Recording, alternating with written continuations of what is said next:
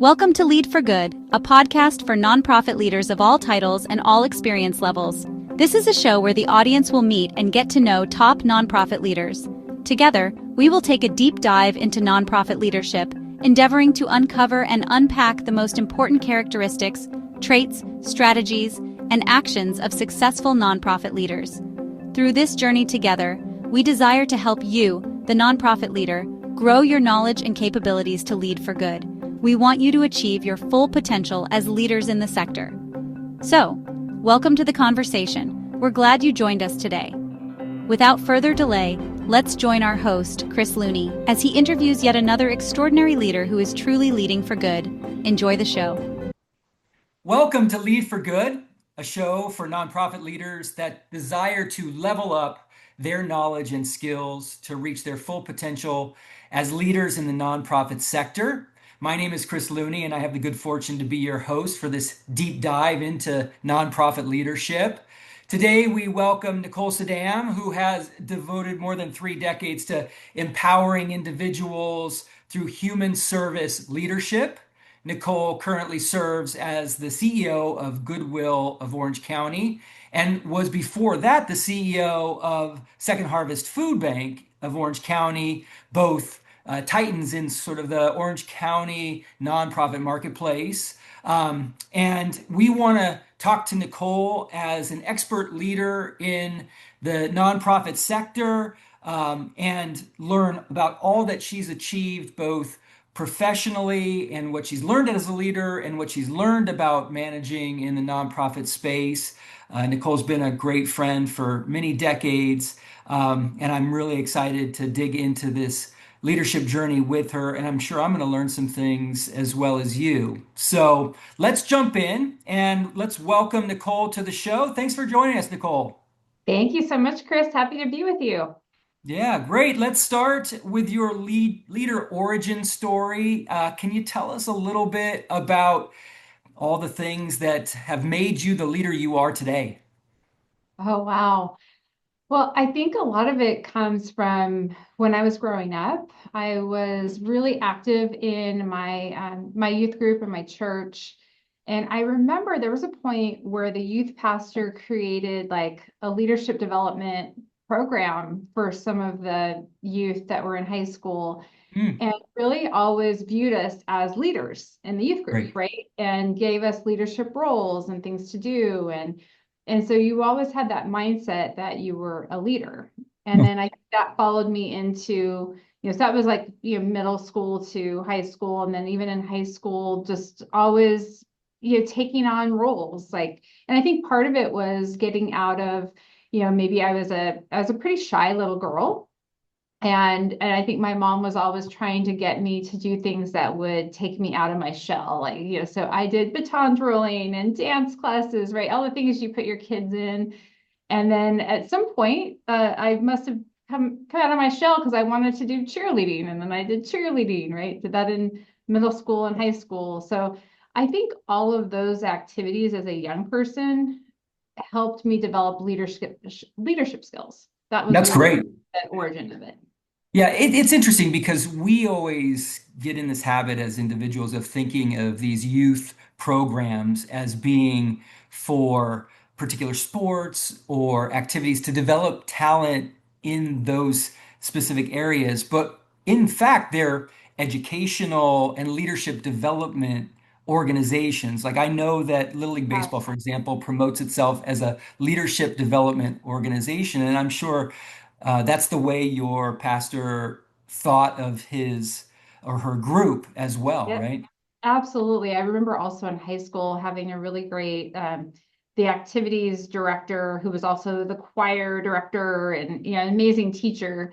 I think I ran for something in ASB, and he had us go to some kind of leadership development camp in high school as well. So I think back to those experiences, I'm like, wow, they really molded me to have leadership skills. And I didn't realize it was happening necessarily. I just went with the flow and took it all in. Yeah, that's amazing. When I first met you, and I think it was when I first met you, you were the development director at Goodwill. You were a fundraiser, I was, yeah. and that was my world too. And fast forward, here it is 20 something years later, you're the CEO of that same organization. And how does one go from development into, leading the largest nonprofit, I think, in Orange County? Yeah, we're definitely in the top of, I think, number three in Orange County. I would say it really came down to just always taking on new responsibilities and being curious, Wonderful. right? I remember when I was working at Goodwill and in that leadership role, and I had a CEO who, was really willing to let us, take on new projects and try new things, and it didn't have to be in my box, right? And so, or I'd be the person at the table would be like, hey, let me take those notes, let me do that research, right?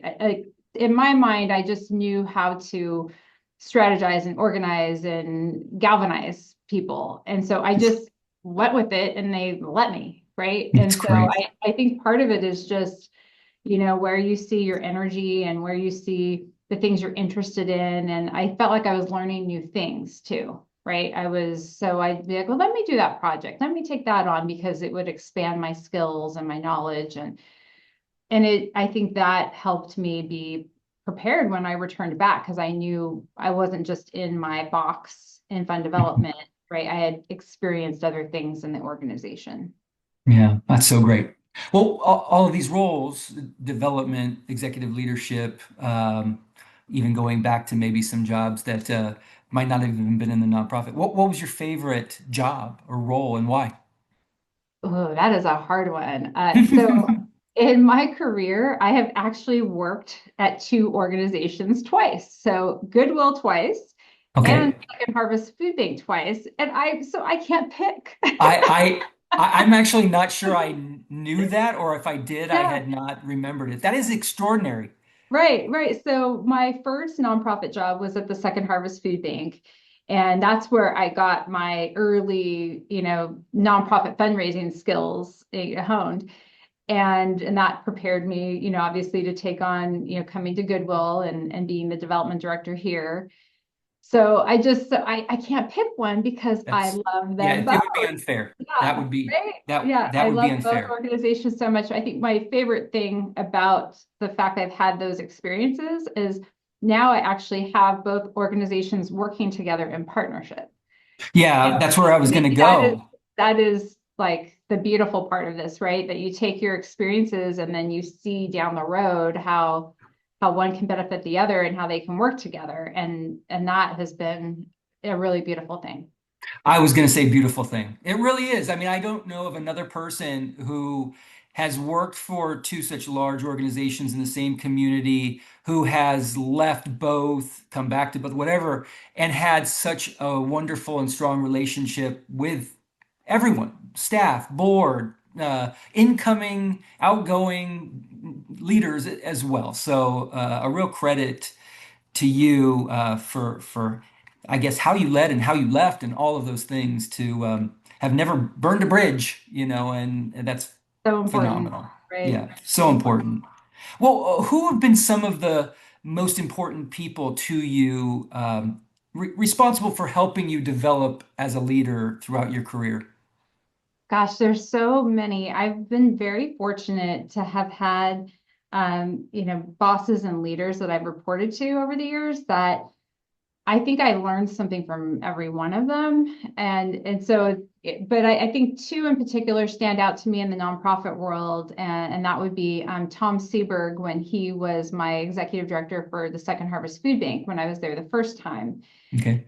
And, I was pretty much a young kid, right? 23 years old. And I was his development director, essentially. Didn't know what the heck I was doing, but I Fair. was determined to figure it out and learn from people who knew what they were doing, right? And he also was a great mentor. He actually came from a baseball background. And he did all the communications and player relations for the Anaheim Angels at the time. So he worked in baseball for, I want to say, probably over 30 years. And a big Interesting. part of his career was at the Angels doing communications and PR. And so he was a mentor for that side of my life, learning more about communications and marketing and PR and media relations. I bet. While at the same time, I had to oversee the fundraising. And so, he was great in terms of just the professional skills I was learning and all of that. And then Dan Rogers, I reported to when I was the development director, and you knew Dan, right? Because you Hi. had projects. I have a smile every time I hear his name. Yes, yes. So Dan was the president and CEO when he recruited me, and I actually got to know Dan when he was the board chair at the Second Harvest Food Bank. Oh my gosh, come on. Right? I didn't know that Yeah. at all. So I was so lucky because I had Dan Rogers as the board chair of Second Harvest, and I had Tom Seberg as the CEO. So I That's really was just so lucky, right? And so Dan, when he recruited me to come here, I knew that I could work for him because I knew his integrity, I knew his leadership skills, I knew his heart for the mission, right? His love for the yes. community, very well respected in the community. And so I just knew that that would be, a match made in heaven. So I was really fortunate to have those two. And then I'd say later in my career, as I became a CEO, I succeeded Joe Schoening, who was the CEO at the Second Harvest Food Bank.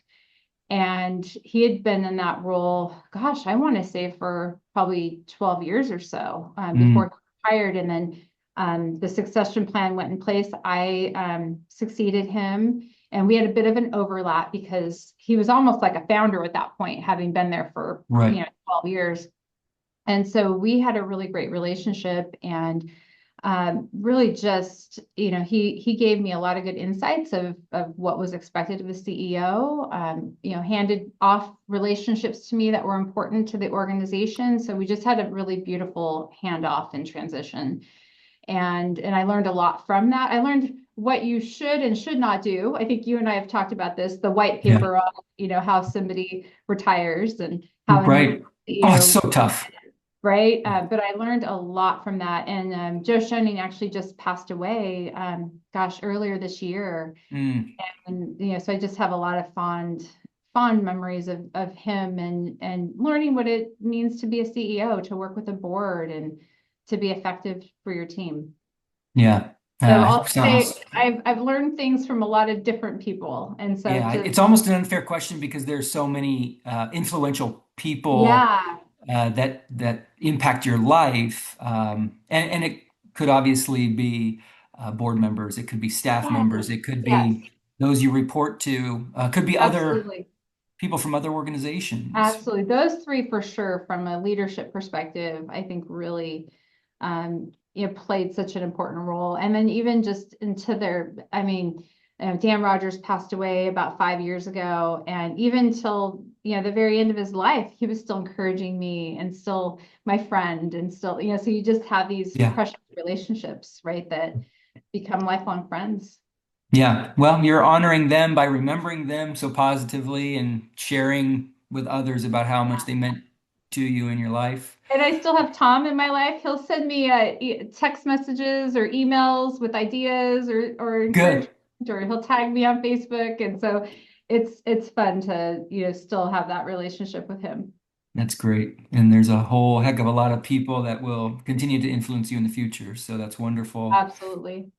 Okay, so you've become this extraordinary leader, and I'd be interested to kind of know what's behind it. What's the philosophy? How do you see leadership? How do you understand your role as a leader of the organization, of the community? How do you see nonprofit leadership? I think for me, it's really centered around two big things. It's values-based leadership, always understanding the core values for the organization and leading with those values in mind. And then I think the second for me is servant leadership. That was something that was very much championed here when I reported to Dan Rogers, and it was always about, being the leader that's serving others, right? Helping Right. others grow, listening to them, all the things that are so important in servant leadership, right? The ability to motivate, encourage, inspire, galvanize, all those things, versus the, command and control style, right? That that I think is hopefully fading away. I think, I sometimes it still exists, but definitely that old style just is not useful anywhere. I don't care if you're nonprofit or for profit, Right. right? So really servant leadership is something I really hold dear, and just have, want to continue to hone those skills as well. Like I don't think you've ever arrived to being great at that. I recently did a workshop with my team where we had the director of the Center for Leadership at Cal State Fullerton come, and he's an expert in servant leadership and in the attributes of servant leadership, and did a whole workshop with us. And then I surveyed myself. I'm like, wow, I'm low on a couple of them. Like, even though this is like important to me, like there were a few that I felt like I need to really work on, right? So you never arrive, and there's always something to work on. Well, it's an important perspective. I think part of the challenge with a lot of leaders is that they don't want to admit that they do have things to work on, that they're there because they're perfect or close to it. And the reality is that all leaders Right. are in a constant search for improvement and learning and growing as human beings. Absolutely. And you can't do that if you're not a servant leader and you're not a values-based leader. So I Yeah, think you've values so important. I think for us to understand, at Goodwill of Orange County, we have four core values, and they're very simply stated so that it will help everybody remember them, right? They're just to be kind, to be honest, to be helpful, and to be creative. And everything we do, we try to emphasize that as much as possible, right? We recognize, do spot recognition. We call them moments for good, the four core values. Uh, mm, we're doing that constantly, recognizing people, honoring them, pointing out, what behaviors, the values would represent in our organization. So I think that's another aspect of leadership, is just, always having the values be the North Star. yeah, perfect. Well said. We'll continue down that road because with each of our guests, we focus on a few key elements of nonprofit leadership. And for our conversation with you, Nicole, we'd love to focus first on perceptions versus realities of the nonprofit sector, and then focus on collaborations among nonprofits as not competitive but expansive. Yes. So let's start with perceptions versus realities. I often explain to people that nonprofits are misunderstood. People admire the mission, but misunderstand the business sophistication and leadership it takes to run these organizations effectively. And your leadership journey offers a firsthand view of both the inspiring and complex realities of nonprofit work. So, you've spent your career in the nonprofit sector. What are some of the biggest misconceptions you encounter when people hear the word nonprofit? Well, I think the first one is to the last point of, oh, you must not need to make a profit, right? You're not really a business, and I think that's definitely misunderstood in the nonprofit sector. Yeah, I think fair. it's definitely being able to have a profit, right? To reinvest in the mission and in the payroll, right? And the wages, I think is really important. So I think that's really one of the first ones, that, the idea that, Good. okay, you guys aren't making money, right? I think the second one that we see a lot is that, oh, if your admin expenses are too high, you're not making a big enough impact, right? Very And good. I think it's really important that you have the ability to invest in the organization so that you can have a bigger impact on mission. So I always worry that people hyper focus on that, the admin costs of running a nonprofit, when at the end of the day, if you're investing in the right things, you're going to have a bigger impact in the mission. That's Uh, right.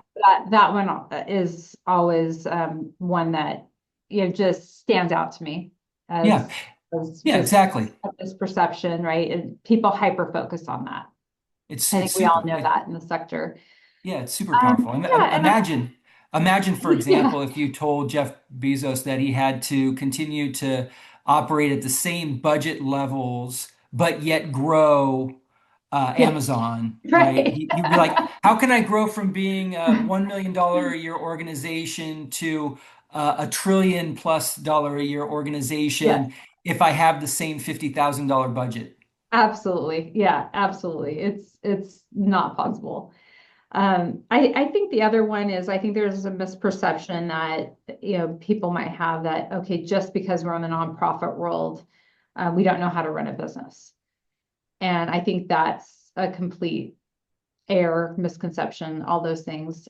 Because I mean, we are essentially a business. Yes, we have a charitable mission, we have a charitable purpose, but we have to be able to operate efficiently, be able to pay payroll, manage all of the compliance requirements of having employees, right? In my operation, we have safety considerations, we have operational considerations, like there's all sorts of factors, right? That we really have to know how to run a business, but have that mission as the center, right, of what we're trying to accomplish. 100%. You have budgets, you have robust teams, you Yep. have strategic plans, um, you Absolutely. have investors. And I Yes. don't think people understand that in the for-purpose world, the nonprofit world, which doesn't mean you're Oh, not I a business. like that, Chris. For purpose world. That's Yeah, good. for purpose, right? Nonprofit, it doesn't mean not a business, it just means for purpose, right?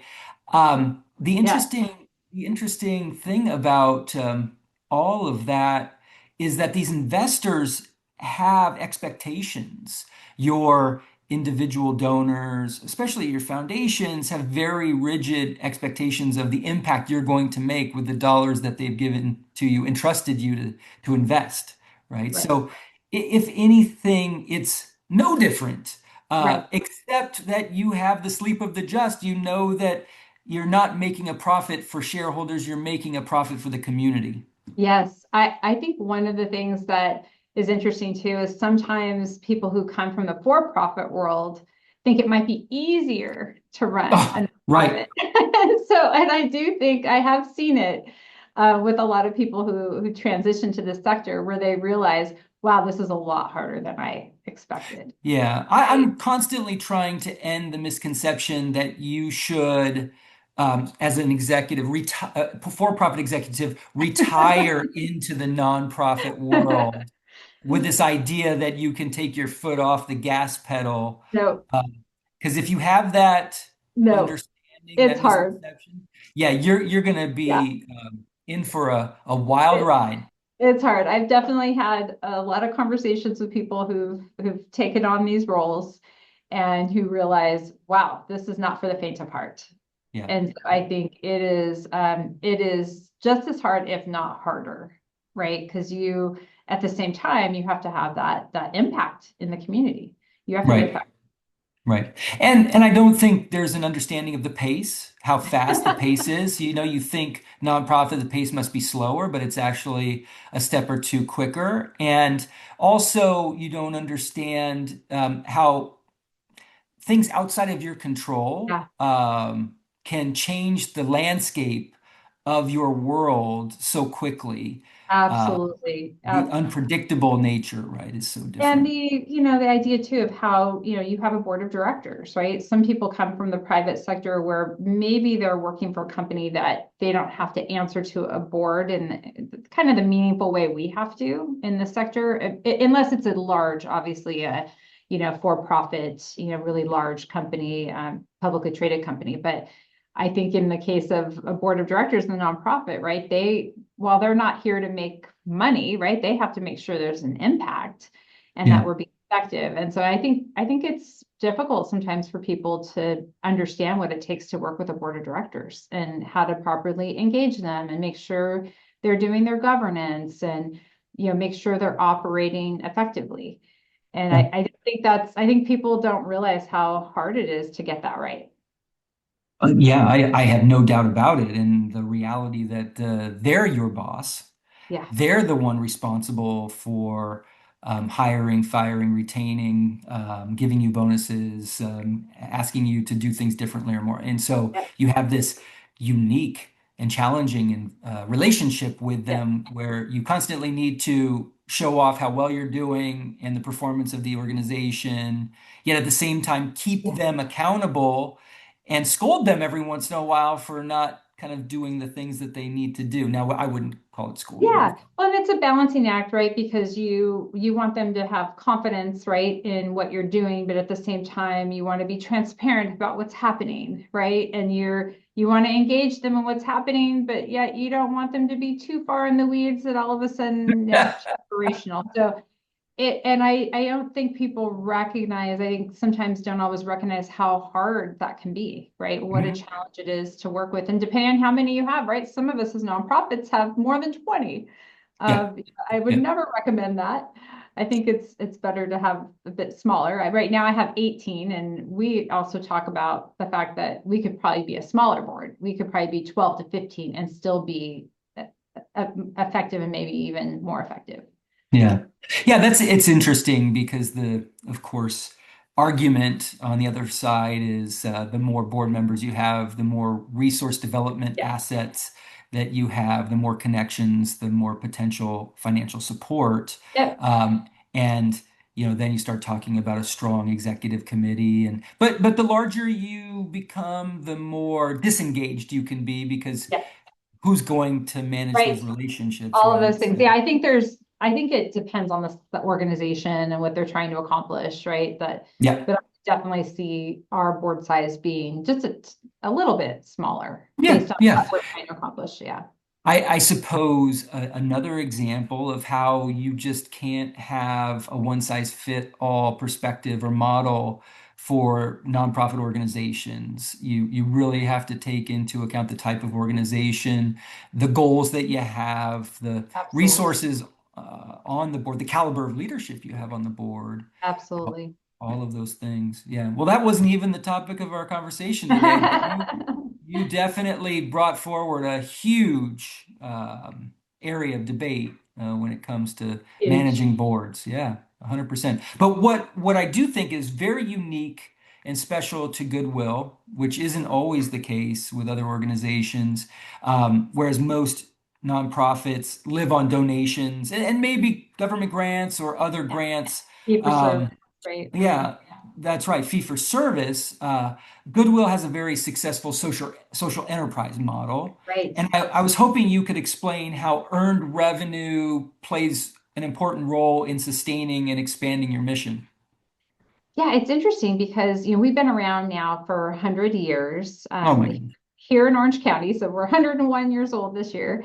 But the Goodwill movement has been around for I think over 122 years.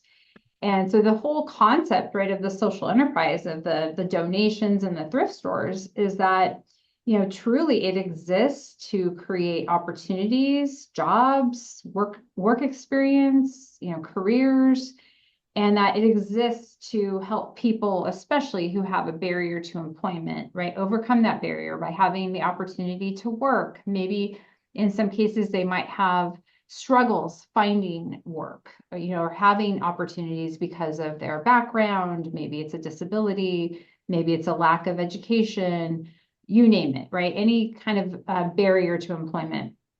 And so really our model exists, right? It is truly mission integrated, right? We don't just have thrift stores so they make money to support the mission.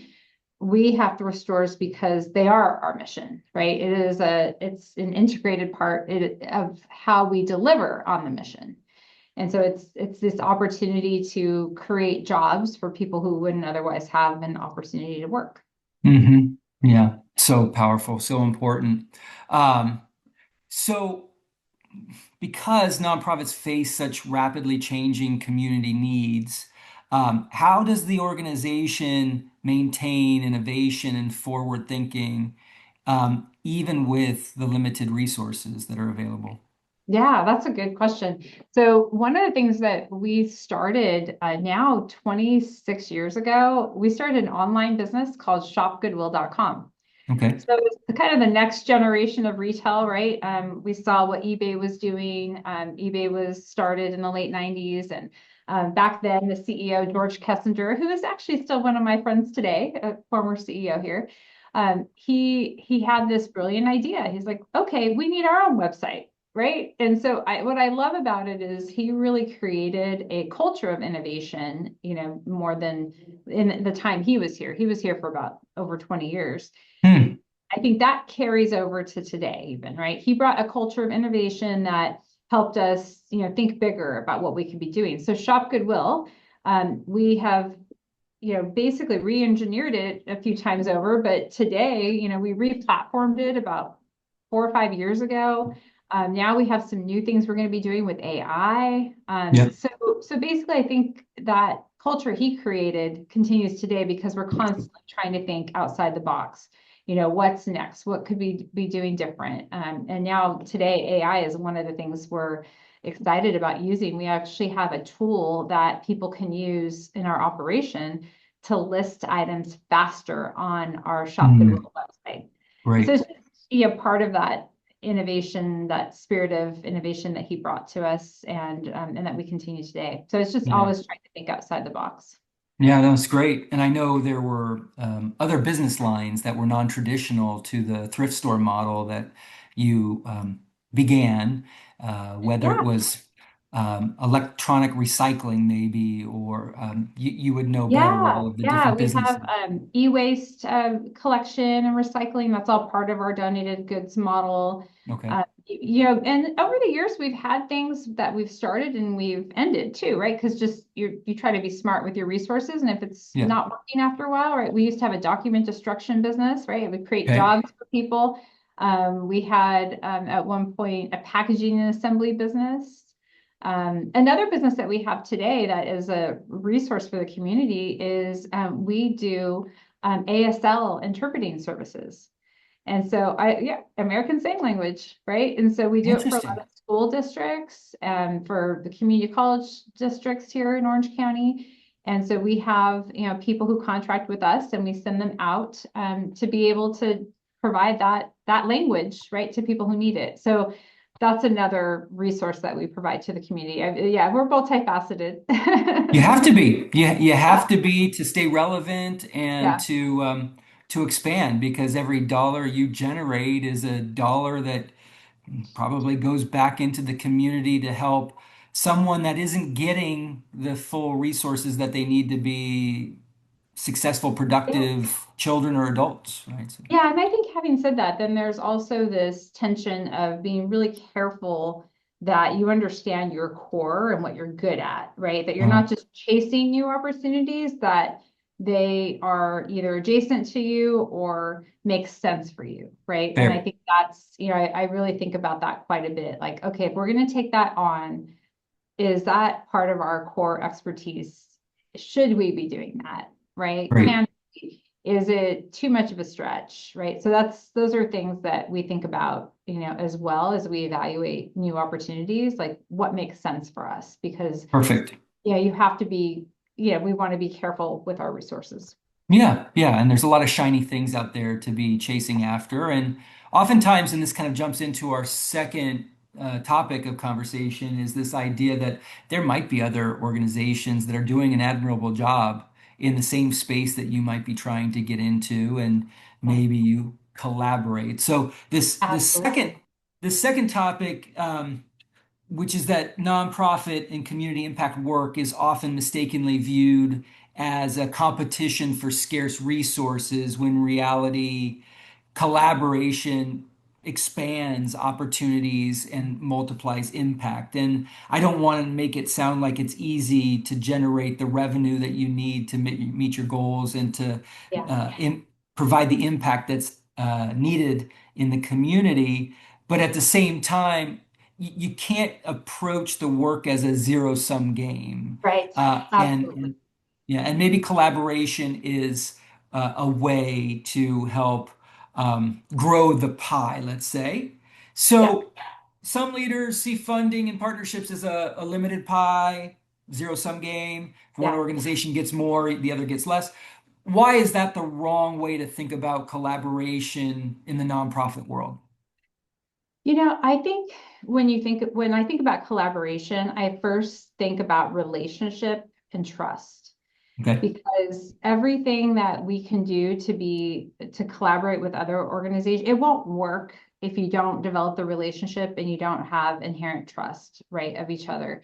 And so I think it has to start there. And I do, to your question, I do think it's incredibly important because we can multiply our effect. And I think it's the idea that, how do we take something we're doing that could complement another organization, right? So last summer, to give you an example, my head of mission services, I said to him, you know what, we haven't been doing anything with, maybe some things with Orange County United Way, but we haven't been talking to them maybe at the level that we should be, to just really explore, like, hey, here's what we're doing, and learn what they're doing and see how we could be working together, right? Well, had that meeting, and then fast forward, we're now part of their, they do this tax prep program, right? And we had another augment to our services, right? We got the information from them on how to do the tax prep. So we're one of their,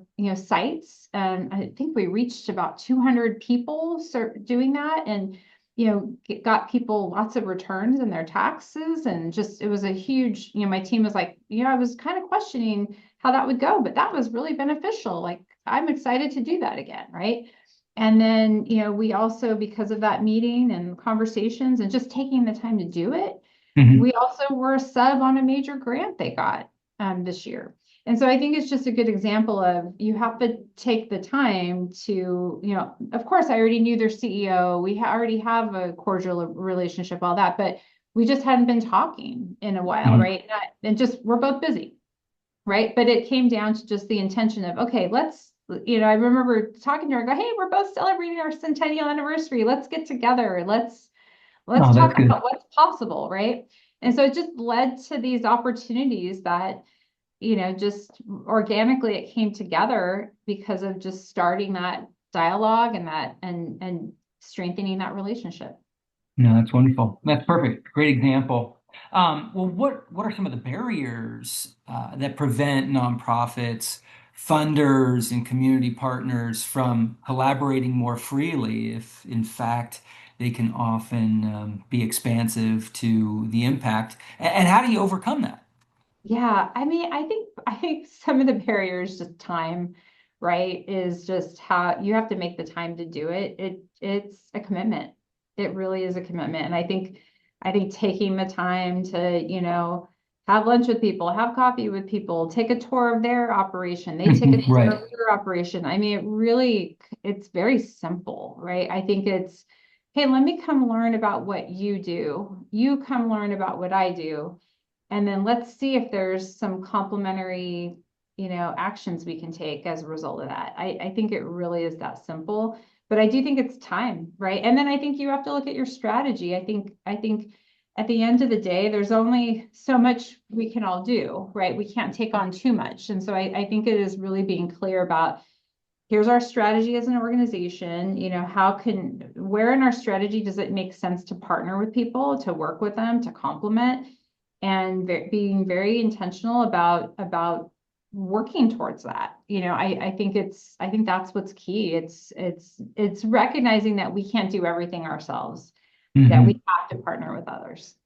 Yeah, that's good. I think there's also an element of being vulnerable too, or you were talking about the relationship trust and all of that. I mean, you can't go into these hopeful collaborations um, trying to get everything from them and not giving Yeah. something in return. It has to be beneficial for both parties or all parties that are involved, right? And it takes time to, I think about just other, collaborations we've done, right? It takes time to have several meetings to talk it through and to generate ideas. And, sometimes they happen quickly and sometimes they take longer. I just, but I think it's that idea that you have to make a commitment that you can't do this work alone. I mean, it has to be just part of your values, right? That you can't do this work solo. And so we have to think of, okay, who can I work with? Who complements what we're doing? and be really committed to developing those relationships. Yeah. Is there a role that funders and donors should play or do play in encouraging or discouraging these collaborations among nonprofits? I think it's nice when funders, sometimes they'll say to me, "Hey, we're also funding these other organizations that are really great. If you would like, I'd love to introduce if I don't already know them, right? It's kind of Yeah. nice they make that introduction but I never want to feel pressured by a Thank funder. you. Yeah. I think that is just the wrong road to go down when a funder sort of sets things up so that all of a sudden it forces because I think at the end of the day, it's about relationships and trust. And if it feels forced, it's not going to be authentic. Everybody's going to be rolling their eyes. It's going to be, I've been in those situations where you're like, okay, this is what they say we have to do. So, okay, Yeah. let's do Yeah. it. And The arranged marriage doesn't feel great. the arranged marriage doesn't feel great. That's a perfect way to say it. And I think part of it is that maybe it wasn't your organizational strategy to begin with. And so now you feel like you're just doing something to make the funder happy. And Right. unfortunately, I think that happens too often. So what I love to see right now is funders like the Samueli Family Foundation, right? They are doing trust-based philanthropy. They have their new strategic plan where they've, selected organizations that, are part of their strategy. And I love to see that they're giving you the money and trusting you to spend it well. And yes, if they can be helpful in introducing you to somebody or one of their other partners, they'll do it, but it's not forced on you. Yeah. I want to see more of that. I want to see more of that in this community where philanthropists are really, taking that model and amplifying it. I just feel Mhm. like it would be a really good thing for our community. Yeah. Yeah. That's great. And there's been some great examples of major philanthropists who have maybe previously put a lot of ties on the money or tried to engineer things to precision or anyway, but have loosened the reins a little bit and allowed organizations to invest that money where it's needed most, where it can be Yes. most impactful, Yeah. with less strings attached, And you can right? be creative and innovative, right? And I think most organizations have the answers to what needs to be done. They just need to be given the trust to do it. Right, right. And there's nothing worse uh, than a nonprofit that would otherwise be extraordinarily successful. By that I mean impactful, but because they don't have flexibility, they can't take some risks. They can't try some things differently because they're so scared of failing. Absolutely. Um, and so it's nice when donors are amenable to letting the organizations who have the expertise be the experts, right? Absolutely. Yeah, yeah. Well, let's end with this last question, which is kind of what leadership lessons have you learned um, about when it comes to fostering trust and shared purpose across organizational lines? Oh, gosh, so many. I feel like I'm still learning them, but I There. but I do think the first one comes down to listening. I Okay. think, taking the time to really listen, right? Whether that be through one-on-one meetings, it could be listening sessions with our team members. It could be, other surveys or other tools where we collect information. And then once you hear that information, acting on it, right? Sharing, okay, here's what I hear. Here's what I think we should do next, right? Here's the action I would take based on what I'm hearing. So I think that's really important to me and a lesson that I've learned over the years, just seeing the good and the bad of, trying to run nonprofits is that it's really important to, get your pulse on the organization, really understand what people are thinking, what are their ideas, and hearing, hey, here's what's working. Here's what I think can be improved, right? And I think you have to hear the good and the bad and know how to change it and there's a lot of themes that come out, so that's a big lesson I've learned over the years, just that to take the time to listen. Gosh, I think the other lesson is that there's already successful models to do what we need to do. And I think, finding out who to learn from, right? Whether it be, people like you, Chris, right? Your mom, people who are just really successful at what they do. The answers are there, whether you need fundraising advice, for me, retail store advice, right? In my Goodwill network, we need other expertise in the organization. It's just a matter of finding the right people to ask and to lean on. I think we always have to continuously improve. And I think, knowing who to ask and who to go to, the answers are there. It's just a matter of finding them from the right people. So anytime I have a challenge, I'm like, okay, who do I go to for who's my go-to here for this particular challenge? Like who do I want to lean on for expertise and guidance, right? Because we're not going to have all the answers, right? But we can find them. So I think that's really important. Oh gosh. And then I think one of my third lessons is, right, to never to really avoid the pity party, right? The woe is us, we're not doing this right, or we're not doing this well. One of the quotes I love is that Gandhi quote, be the change that you want to see in this world. Right. So maybe another way to say it would be, be the leader that this sector needs in this world, right? Yeah, And so I think a lot of that is avoiding the pity party and really having the mindset that there are things that we can control, that we can get to, even in a world where there's so much we can't control right now, right? There's so much happening constantly. There's a lot we can control, and activities that we know are going to move the needle and make an impact in our organizations, and we have to stay focused on what we can control at all times. And I think that's been a key lesson for me, right? Just avoiding the pity party, right? And the comparisons and that I heard a quote recently too that I love from a book I'm reading, that it's something like comparison, can either be it can be your teacher, or it could be your torture. And you want comparison to be your teacher. And I think that's an important lesson for all of us. That's great. That's wonderful. 3 great lessons to take to heart, whether you're talking about collaborations or just leadership broadly in the sector. So I wanted to just thank you for sharing your expertise and wisdom with the audience today. There's so much to unpack, and I know that it'll positively influence so many leaders that have the opportunity to listen to it today and into the future.